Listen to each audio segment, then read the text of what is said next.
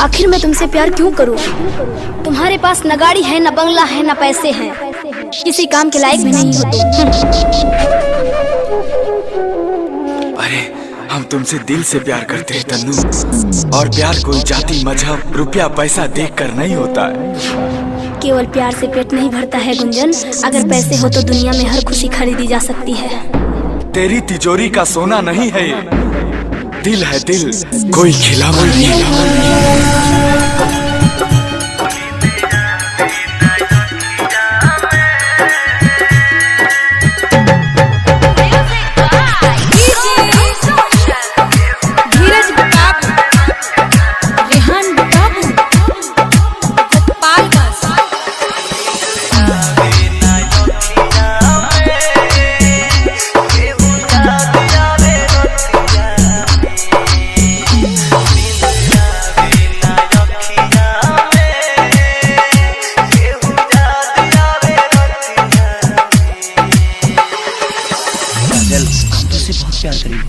का कहला हो?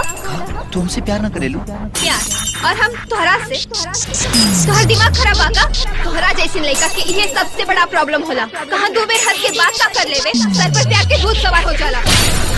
काजल, हाथ छोड़ हमार। हमसे ज्यादा प्यार तो के केहू नहीं के कर सकत। हम तो तानी हाथ छोड़ हमार। काजल, हम तो के बहुत खुश रखे। हाथ छोड़ हमार।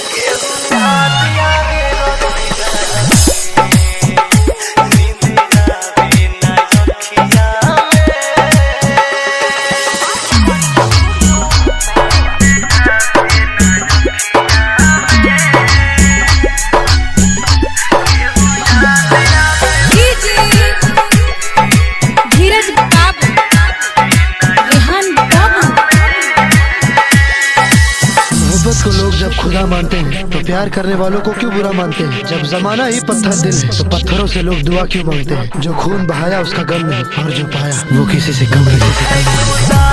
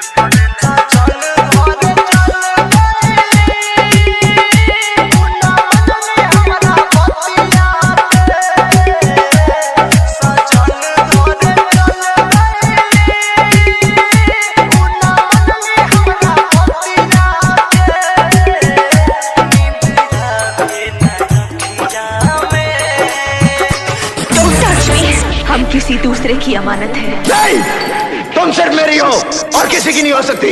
हम दोनों के बीच अगर कोई आया तो समझो वो मर गया।